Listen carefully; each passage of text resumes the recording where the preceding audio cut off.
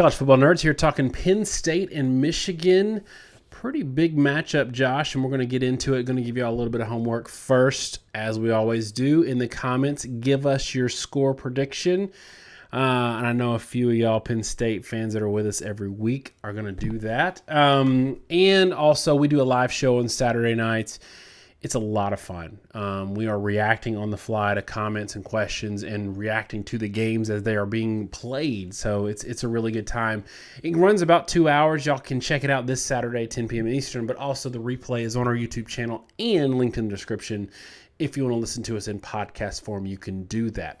All right, Josh, we talked in the Ohio State-Purdue preview that Purdue is really unfairly maligned in that they've played a legit schedule. They played 2 Power 5 teams out of conference, and they have 3 losses, but a lot of that is a product of their schedule. And if they had a different schedule, they'd be 8-1 and they'd be ranked number 10 or something like that, like Oklahoma State, who played no Power 5s out of conference, who has, I think, 1 ranked win or 1 ranked opponent, and they lost to them. And that kind of what we have here with Penn State, in that their record really does them a vast disservice on the surface in terms of perception of what team you're going to get when you play a motivated Penn State team, especially if Clifford's somewhat healthy.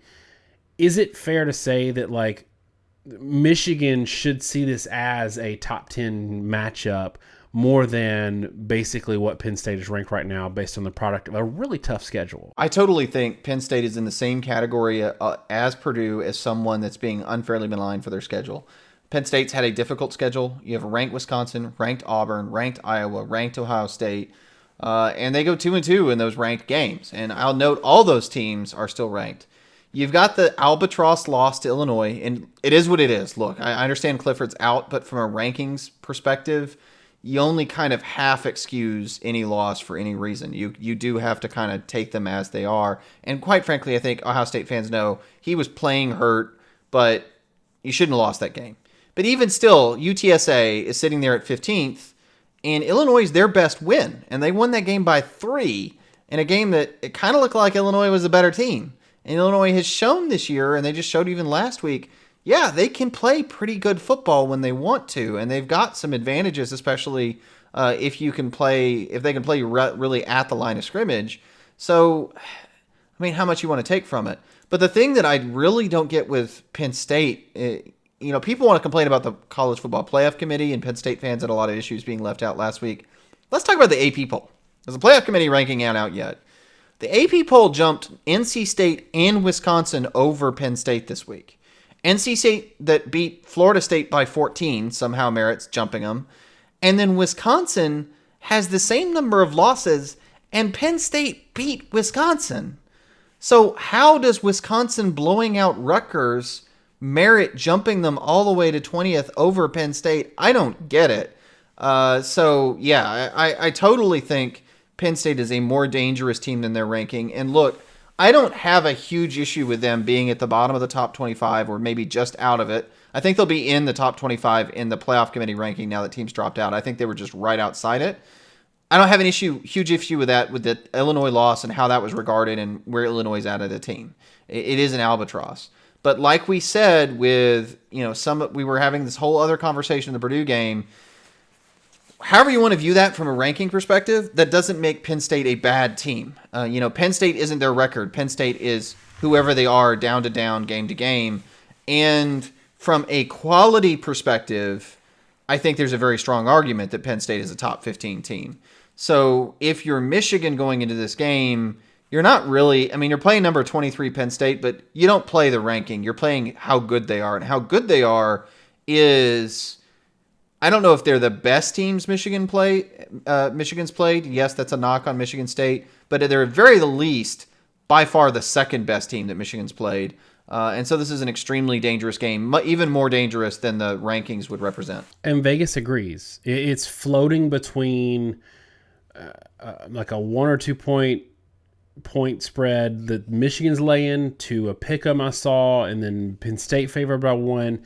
So Vegas don't care about 23 versus 9. This is a game that Michigan can't go into it seeing that win-loss record and think Penn State shouldn't be taken seriously. But also, Josh, I don't know how much of Vegas is picking this game or setting the spread for this game is based on just the straight up mash unit that Michigan had against Indiana.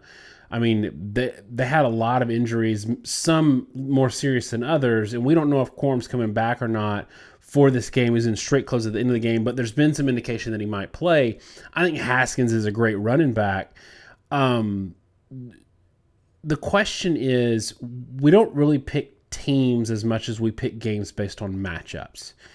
And for me, I wonder, does it concern you at all that Penn State cannot run the ball? We were talking about how Purdue can't run the ball, and they got to be totally one-dimensional to get a win, and that's how they got it against Michigan State, throwing it. If Penn State can't run the ball against Michigan, are they good enough in the passing game to get however many points they're going to need to win this game, or does that concern you a whole lot? Yeah, I mean, look, I'm sure some Penn State fans are going to say we're a great running team. You've been held under 3 yards a carry for 3 games in a row, Illinois, Ohio State, and Maryland. And Maryland is not a great defense. You were held under 3 yards per carry against Auburn, even against Villanova. At this point, Penn State is just not a good rushing team. They just simply aren't. And on the other side, you're facing a Michigan defense that is, I mean, it's not fantastic against the run, frankly, but it's decent enough. And in the loss to Michigan State, one of the big parts there is Kenneth Walker kind of went off, and they gave up about 200 yards rushing. So you're not going to have that component. And I think it's highly concerning because the one thing I will say about Michigan is their pass defense has been pretty good. Michigan State game, they gave up 6.5 yards per attempt. They've really only had one game where they struggled from a per play perspective. That was the Nebraska game. Nebraska's done that per play in a lot of games, and a lot of it's because there's a lot going on, but they're RPO based and they're kind of shot based. It's almost, they throw less than 30 passes, and they're going to get big chunk yardage on the ones they do throw. But for the most part, Michigan, one game over 7.5, or 2 games, I should say, over 7.5 yards per attempt. It's been a really good pass defense. And so I do think you need to be concerned because I know Michigan's got injuries. I mean, Corum, and then, you got 2 wide receivers out. You've got a defensive back that went out in that last week against Indiana. McNamara is banged up. I absolutely think that's why this game is a pick'em, frankly. But on either side of the ball, I mean, does Penn State have the ability to run it? No, not really. Do they have the ability to pass it? Probably not against this Michigan pass defense. And so, I mean, this is where I come back to. Especially if McNamara and Corum are no-goes with now 3 wide receivers that have been injured, I don't know how many of them might be healthy. Do you see anywhere on either side of the ball where somebody's likely to get points in this game? Because I'm kind of struggling to see it. Well, I think McNamara is going to be fine. So what Harbaugh said was he re-aggravated an injury that he had against Michigan State. He probably could have gone the whole stretch against Indiana if he needed to. I am concerned about the wide receiver room in general. When Bell got hurt, that really took what they could do offensively down a notch. And seeing that injury was just crushing for him, but just for that team in general, they didn't have the established depth to really kind of cover for that. So that is concerning if they got more wide receiver injuries going into this game. The flip side of this, I will say, though, is, if Corum's not 100% or Corum doesn't play, they do have some depth at running back, and they can still, because we saw, I'm not convinced that Bigsby and Hunter are better than Haskins, and they ran pretty well against Penn State. I think the points will be at a premium for both of these teams, but I do think that Michigan's going to be able to run the ball a little bit better than Penn State. Now, the flip side of this, Josh, is we've seen Michigan be good as a pass defense, but have they faced a quarterback or an offense as, let's say, quarterback or passing game as good as they're going to see against Penn State? I'm not sure the answer to that, frankly. I mean, the best ones they've played statistically are Nebraska, Michigan State, and Western Michigan. I'm still not 100% on where Michigan State really is as a passing offense. They've got a pretty good athlete at quarterback, but I don't know. Nebraska, we already talked about. It's sort of sputtery. The last one that's sort of a neat, sneaky one is Western Michigan, who beat Pitt, right? And Western Michigan was 5 yards per attempt against Michigan. They were almost 10 yards per attempt against Pitt. Now, Pitt's defense is really not particularly good, but they're an 8-yard per attempt team, and they've had some pretty darn good outings, I know, in the G5, but they've been pretty darn effective.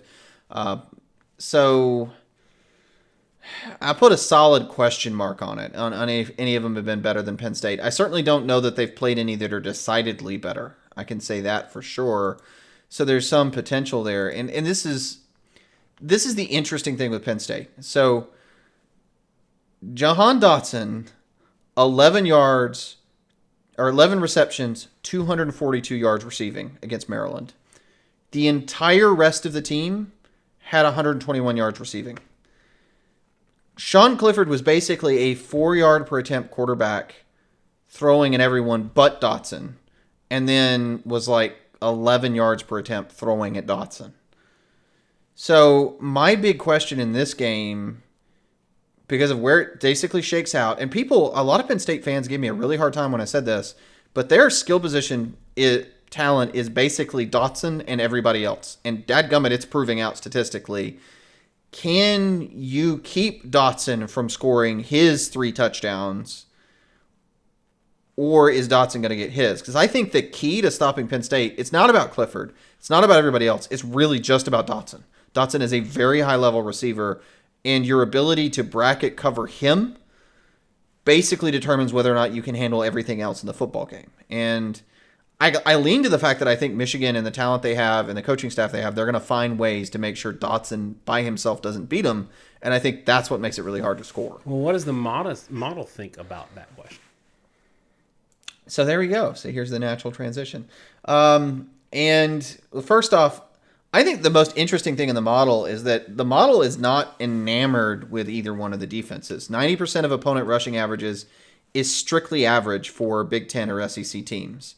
There's enough, you play your Western Michigans and your Ball States, and that inflates everybody's statistics enough that 90% ends up being kind of an average number. And then in pass defense, you're around 85%, which is good. I mean, like pretty darn good, but not much more than good. And I think there's a reputation here that these are elite defenses. Frankly, our model just doesn't see it. It totally believes, on the Penn State side of the ball, you're playing teams that average 6.8 yards per attempt. Guys, that's bad. And national average here is going to take me just a second to pull up. Versus FBS competition, 6.85 yards per attempt would be 90th in the country. That is your average pass offense faced. And then Michigan's not much better. About 7.1 yards per attempt is about 80th in the country. So because of how poorly it views the competition level, it really adjusts the way it looks at things statistically on defense, and it doesn't think the defenses should be held in that high of a regard. I mean, it thinks they're fine and pretty good, but it doesn't think they're much more than pretty good. So it basically has both teams getting more or less the offensive production that they have. And that's, like 4.5 yards per carry and sub 7 yards per attempt for Michigan. And then Penn State's like 3 yards per carry, 5.5 yards per attempt. 5.5 to 4.5 yard per play advantage. And when it looks at the scoring for either team, I mean, both of them are pretty consistent that they're scoring it has this 30-21 Michigan and Penn State. But here's the problem. With these kinds of numbers, you just float from 20 to 25 points. And football is a really unpredictable sport, so it's putting a number to it. But as we say, that once you get down to about 20 points, it doesn't really know. It thinks Michigan is going to be good enough to be able to get there. They've last few games, 29 points, 33 points, 33 points, 32 points, 38 points. Maybe on the lower end of that, but in that kind of standard range, where Penn State's been much more frequently in the low 20s. So that's the 30-21 model. And I think, again, to look at the Vegas line here, the difference is Penn State's evaluated its whole season evenly. Clifford was out or injured. That's affected the way all of Penn State's statistics look, whereas Michigan is really beat up. And I really think it's the injury situation, both now and historically, that explains why this is a 9-point differential on model, where it's a pick'em in Vegas. It's enough to account for a 4-point swing on either side, and that's when that makes this game be about even. So I'm going to go ahead and give my pick. This is really tough. I've been pretty quick with the picks tonight on the other ones that we've done, and I have a hard time with this because I want to give Penn State credit for home field advantage. I want to give Michigan some credit because I still think they're going to be able to run the ball. I don't know. I feel like these injuries are such an unknown, such a question mark for me, that I might have a different opinion based on what comes out of practice this whole week, but we do our picks on Sunday night. So I'm picking Penn State in this game. And I don't have a lot of confidence in it. But with these injuries, if it makes Michigan across the board 10% worse, it could impact their scoring by 30 or 40%, if that makes sense to anybody. So give me Penn State 23, Michigan 17. Tell me what you got. So my score is 24-21 Penn State. And as much as Penn State fans have taken me as a hater, and I had Michigan 7th in my top 10 rankings, which are based off what you've done to date, I agree with you. I mean, I think this is a tough matchup for Michigan. I think the injury situation for Michigan is getting really substantial. I also agree with you. If it turns out all these guys are healthy enough to play at a decently high level, I would totally flip this pick. And I would basically go with the model. If Michigan was as healthy as they were to start the Michigan State game, I would have this about dead in line with the model. But where Michigan's at today with the injuries, I think it puts a real damper on their ability to score, makes this a far more dangerous game. And I do think, push comes to shove, and the fact that this is at Penn State, which is a genuinely very difficult place to play, and that's worth a few points. I think Penn State's going to be able to pretty well shut down Michigan's offense. And right now I have them narrowly winning. Now, 24-21 basically means I think this is about a 55-45% game. I'm not at all shocked if this flips. And if you gave me a confidence score 1 out of 10, we're talking 1 or 2. But I do, for as much as people think I'm a Penn State hater, I actually think they're going to pull this one out. I think they beat Michigan. And look, Penn State's got a legitimately good defense. Like, I know you said that the numbers indicate certain things. I think that Penn State's defense is a little bit better than their numbers. Yeah. And let me be clear there. I'm talking about why the model sees it the way it is. And to a certain degree, it's really hard to distinguish yourself playing teams that average 6.5 yards per attempt, because you don't see somebody average 4 yards per attempt almost ever. Like, it's just really hard to hold somebody that low in passing. So to some degree, I think it kind of undervalues Penn State. But I was just explaining why and how the model values the defenses and why the numbers were where they were. Yeah, go ahead. I think it's worth noting that until about 7 minutes left in the fourth quarter, on the road at Ohio State, Penn State had allowed 19 offensive points, 20 offensive points from Ohio State. That's significant to me because I think Ohio State's offense is legitimately good. So again, I still like Michigan, and for the first time in a long time, when I said this on the live show, I actually like the coaching job that Harbaugh's done this year. I'm far less critical than I have been in the past. Michigan fans might be frustrated if they do lose this game, but I think it will be more just bad luck, not bad coaching, with the injuries and the fact that Penn State is a far better team than their ranking indicates.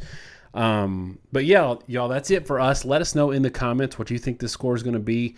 Check out the live show. It's a lot of fun. And if you haven't yet, hit the subscribe button. Clearly, we're not Penn State haters. We're not Michigan haters either. Thanks so much, y'all. Have a great week, and God bless.